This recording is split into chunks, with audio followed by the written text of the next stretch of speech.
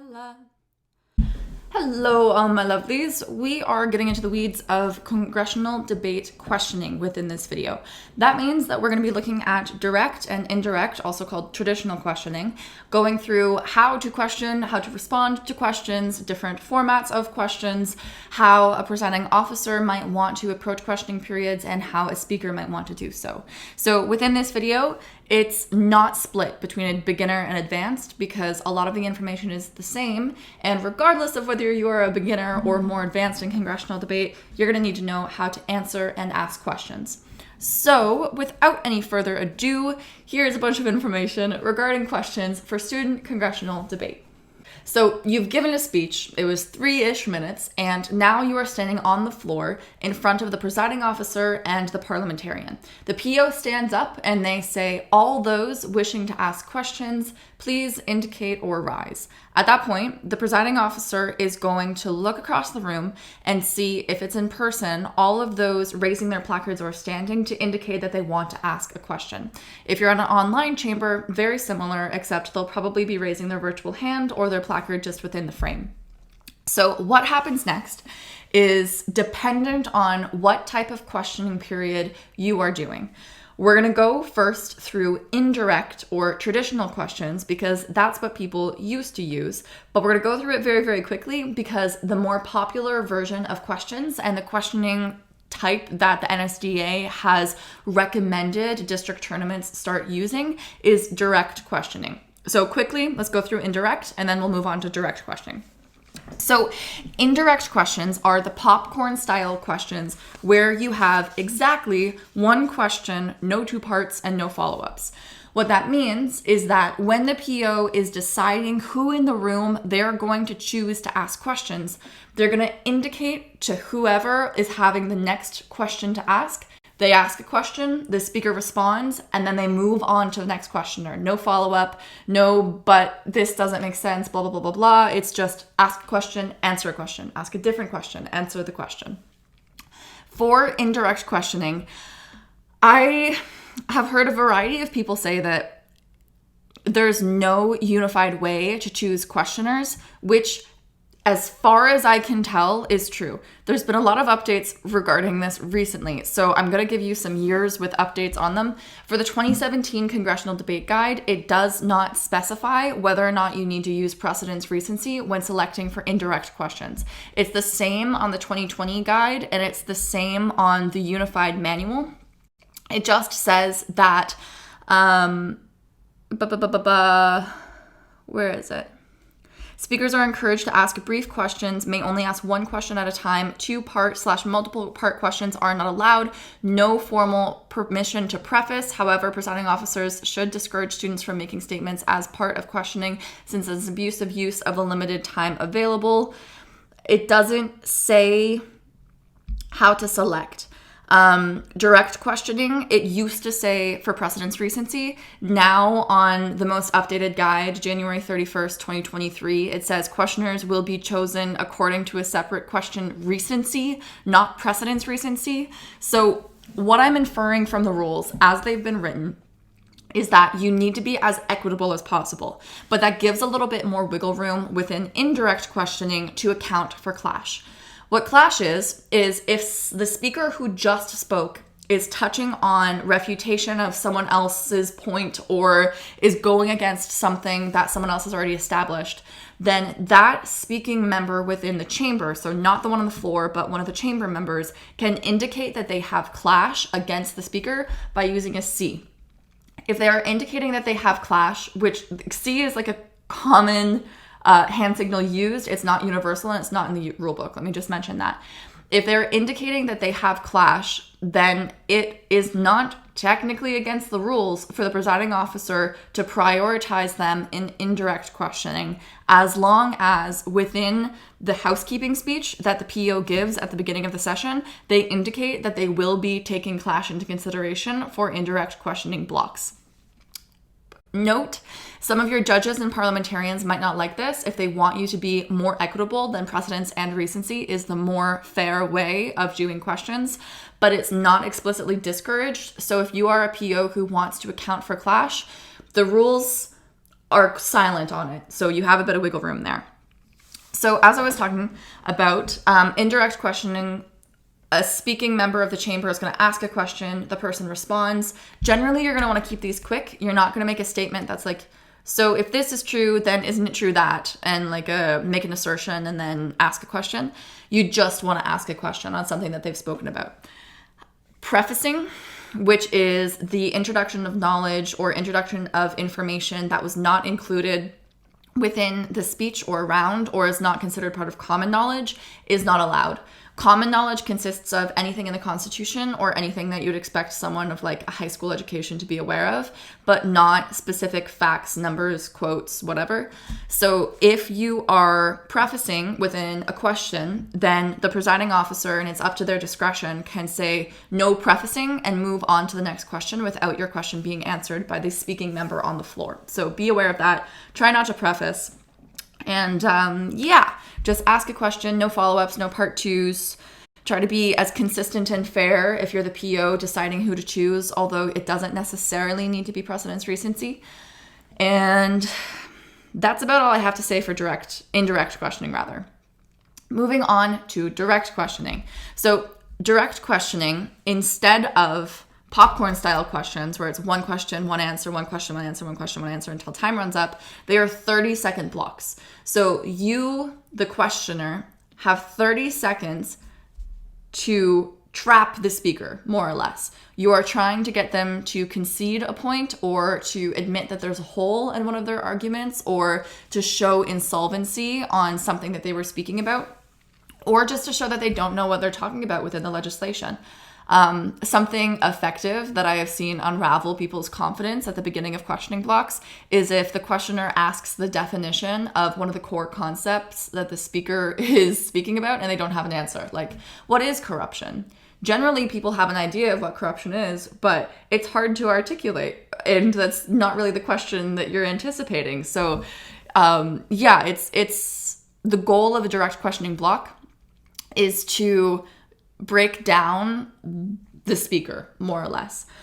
There are a couple ways to do that. So when you have a direct questioning block, you really do have 30 seconds as the questioner to attack the person. You're not doing softballs. You are not doing prefacing. The old rules, the 2017 guide and the 2020 guide, both say that you should be going off of precedence and recency, but the 2023 guide now says for direct questioning 6B, the presiding officer will open the floor for questions following each speech. The presiding officer will recognize questioners for a cross-examination period of no more than 30 seconds. Questioners will be chosen according to a separate question recency. So it's not the number, it's how recently you asked a question, which is interesting. That's a change of the rules, and I'm guessing that most people don't read the updated rule book every year, so they won't be aware of that change. But as of January 31st, 2023, those are the rules. So be aware of that, presiding officers and speakers. Note that you are not allowed to extend questioning periods. I believe that it is quiet on this. Suspension of rules. Part 12. Since the rules above ensure fairness for competition, they may not be suspended. The presiding officer should rule such motions out of order, except to extend questioning and allow for open chambers, provided the tournament staff permits doing so. So it used to specify that you could only do extension on indirect, but now it's not specifying that. So I'm going to assume that you are able to do extensions on both direct and indirect questions, which is really cool. All right, so this is why we read the guides, because the rules change very, very often. So you can do extensions with suspension of the rules on questioning periods. Remember, when you are doing questioning periods, whether they are direct or indirect, that first cycle, so A1, N1, is going to have 2 minutes of questioning following, and then every cycle thereafter just has 1 minute. So if you're doing indirect questioning, that's a running clock of exactly 2 minutes, and once those 2 minutes are hit, you say, "Thank you, questioners. That is the extension of the questioning period. You may all be seated. Thank you to the speaker. You may leave the floor." If you're doing direct questioning blocks, then it's no more than 30 seconds. per questioner, and you're going to have 4 blocks for that 2 minutes or 2 for the 1 minute. So when that questioning block is happening, generally you're going to give time signals. What I used to do is when there were 20 seconds remaining, I would hold up 20 seconds elapsed, 10 seconds remaining. I would hold up 10 fingers and then count people down to 2 fists. Once those 2 fists were shown, then I would move on to the next questioner immediately. You want to go as quickly as possible between questioners, because you don't want to waste time, but also you don't want to take away anyone's time. So they have 30 seconds to ask questions, and however long it takes you to say thank you to the next questioner, Representative McIntyre, then that's your inefficiency. That's not on the chamber. And if you are slowing down the chamber because you're taking 20 seconds between every questioning block to check your precedent's recency and to call the next questioner, then that's you, and you are inefficient as PO. Just as a note for questioners, prefacing does happen. It absolutely does. Don't intend to preface. Remember that you can do anything in the Constitution. You can do anything that you would expect the speaker to know.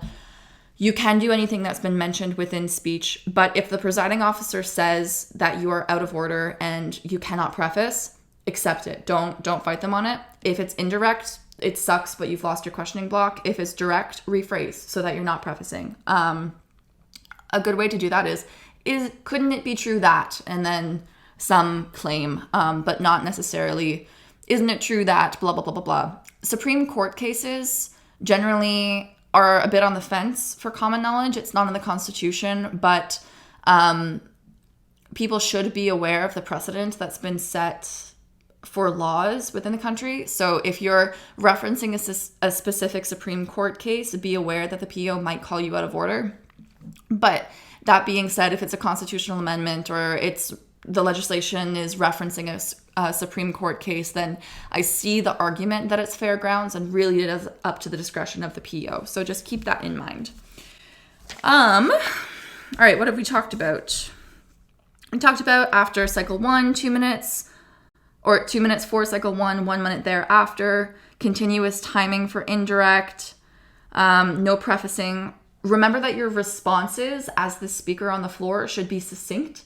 If you have indirect questions coming at you and you can answer yes, no, then yeah, you can answer yes, no. It throws people off if they've just spent 12 seconds trying to articulate a question and you just say yes or no. So it's interesting just to see the ramifications of that. But if you want to be more bold, then yeah, give a succinct and definite answer. As far as extending questions, it looks like you can do that now. According to the new rules, you used to not be able to. Technically, you don't need to yield to questioning periods. As the speaker, at the end of your speech, you are supposed to say something along the lines of, "Thank you, Chair, I now yield to questions." And then the chair, the presiding officer, will call for all the questioners within the chamber to rise and ask their questions. But if you choose not to yield for whatever reason, you are allowed to do so. Just keep in mind that the judges are going to be paying attention to that, and that if you and someone else who give a very similar quality speech are being ranked against one another, you probably will score lower than them and be ranked lower than them because you didn't open yourself up for questions. So bit of risk with that. I don't recommend not standing for questions, but at the end of the day, if you don't feel like you can, you don't have to. You don't absolutely have to. Yeah, okay, so that's all of like the technical jargon on the side of questions, but that doesn't actually tell you how to ask a question or what to do or anything related to that. Like if you're in a congressional debate chamber, knowing how questioning periods run is not going to help you ask or answer questions. So let's talk about that a little bit. For indirect questions, it's a little bit easier because they're just asking a single question and you're giving a single answer. They can build off of one another's questions. So say, for example, that someone is answering a question and I want to build off of whatever question that they're answering. Then I could say, building off of the previous question at the very start of my chunk of my indirect question, and then continue down the same line of questioning in order to build off of whatever that first questioner had established. Super effective. Great tip. You should try to do that. Direct questioning, you have more time. So you do get to kind of establish some stuff within 30 seconds. But 30 seconds isn't really a long period of time. And when you're trying to trap someone or shake one of their points or point out insolvency, you really, really, really got to know where you're going with that questioning block in order for it to be effective. So what I always recommend is that you should know your first question of the block, and you should know where you're trying to get. If you're just trying to clarify something, those are typical for like first cycle questions. You're asking definitions. You're asking, would this be within consideration? You're asking, shouldn't we be considering this time frame rather than that one? Or why is this source of funding used rather than that one? Or whatever. Those first cycle questions could be more clarifying questions, but after that point, they really are attacks. And there are two ways to do attacks. For questioning blocks, the two most effective methods are fox and bear. Okay, so let's go through a fox and a bear question example with solvency from the negation. So say, for example, that there's a piece of legislation on the floor talking about implementing some type of funding something starting in fiscal year 2023. And it's currently November of 2022. And the affirmation just gave a wonderful speech talking about how we have enough time to implement this and it's fantastic. There's a month and a half. We'll be able to budget for it. And me on the negation knows that we've already passed the beginning of fiscal year 2023 because it doesn't line up with a calendar year. Then me, the questioner on the negation, if I were to ask a bear type question, would start something along the lines of, to the speaker, since the fiscal year has already started, isn't it true that if we were to pass this legislation, it wouldn't be possible to properly allocate funding towards it as we have started the fiscal year? A bit circular at the end there, but the speaker on the affirmation then has this issue. I have just shown a solvency error. We can't pass the legislation because the funding year has already started and we haven't budgeted for it. So the affirmation speaker would need to come up with an answer. They would need to scramble. They would need to say, well, we can get additional funding from the Treasury. We can blah, blah, blah, blah, blah. And then that's the big, hairy, scary question. They need to figure out a solution for it during like the last 25, 20 seconds, however much longer they have in the questioning period. And then you, the questioner, just keep poking holes in it. So you just keep saying, well, how are we going to reallocate the entirety of the budget when we have already just started this fiscal year? And wouldn't it lead to political turbulence and polarization if we were to reduce the budgets of other departments after we just approved them? And is now really the time to be pulling out of our financial commitments to blah, blah, blah, blah, blah?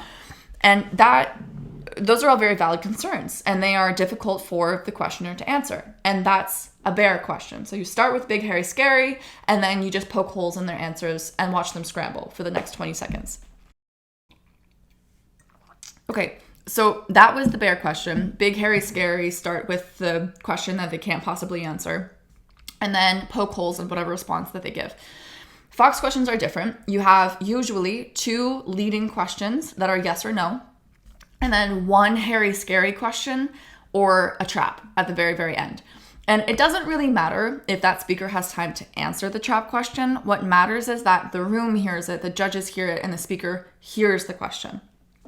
But those first two leading questions, you're using to establish premises for that final question to really have a full contextual understanding of what's going on. Using the same example of fiscal year and budgeting, if I were to be asking a question to the speaker, I might start out with the two easy peasy questions of, all right, you said that it would take about a month and a half for us to implement this legislation, correct? And then they would say correct, because that's a yes or no question. Yeah. The second question would be something along the lines of, when does the fiscal year begin? Or have we started fiscal year 2023? Or do we have time to pass this legislation before the fiscal year begins? And they're probably going to say that yes, we have enough time, because they have an incorrect assumption. Their assumption is that the fiscal year starts on the calendar year. You know that starts a couple months before, and that if you're debating this in November, you've likely passed the fiscal year. So they're going to say yes, and then you say, well, or something along the lines of yes, that just you need to establish that the fiscal year is not on the annual year. And then the last question is the one that they don't need to answer. So if you're saying it takes about a month and a half for us to come up with the budgetary response and proper allocation of this legislation's initiatives, and we've already passed the fiscal year and have determined the budget for the coming year, how is it possible for any of the affirmations impacts to be accessed if we don't have enough time to properly allocate funding in order for this initiative to succeed? At that point, the speaker is going to have like 5 seconds left because this is your third question. Like you've eaten up a good chunk of that 30-second block. So now at this point, the speaker needs to come up with a solution for changing the fiscal year and finding funding. And that's going to be really hard for them to do within like the 5 to 10 seconds that they have left, especially if they had an incorrect assumption of the fiscal year and when it starts in relation to the calendar year. So as a questioner, you're looking for those misunderstandings. You're looking for you have the wrong definition. You're looking for you use the wrong number. You're looking for this is not the right enforcement agency. And leading the speaker into a trap that shows that they haven't properly researched this question, their contention won't have solvency, they have not considered some type of something. And if you can prove insolvency, especially on the negation, great move for a questioning block. You should note that after questioning blocks, people in the room still remember what people have said, right?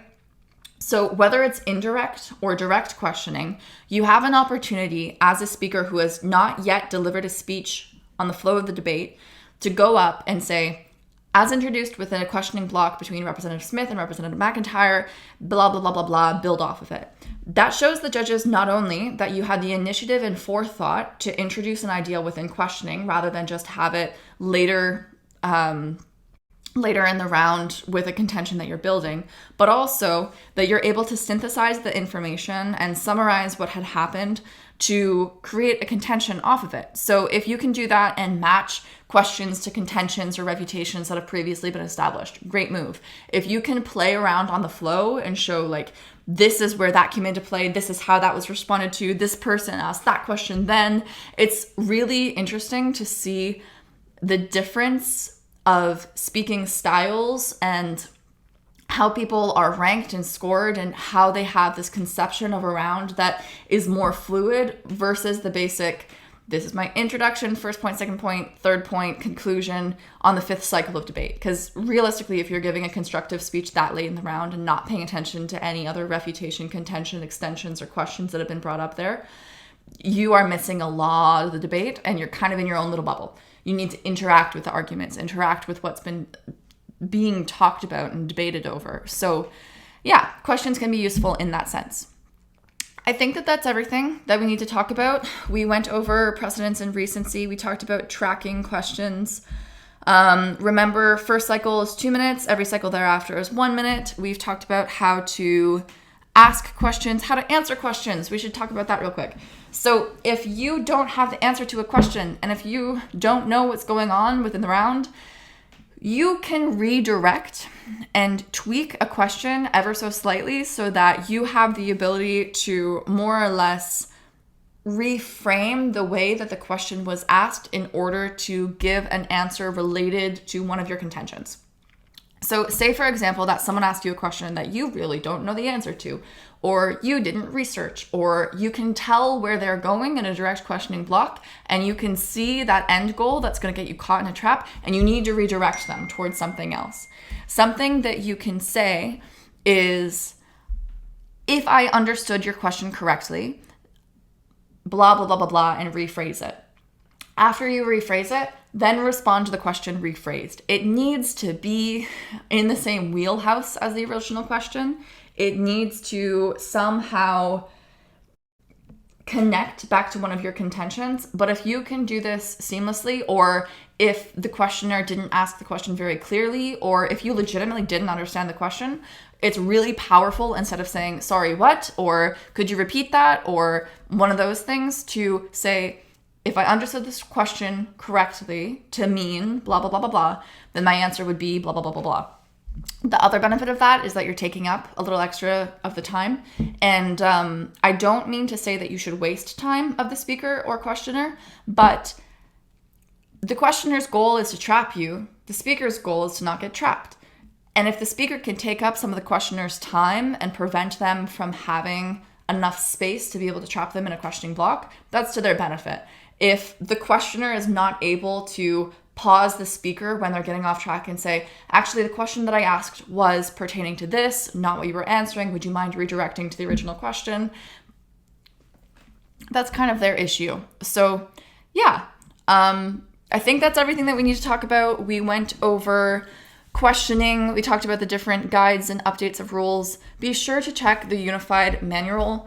The one that I'm looking at right now is the District Tournament Operations Manual 2022-2023, updated January 31st, 2023.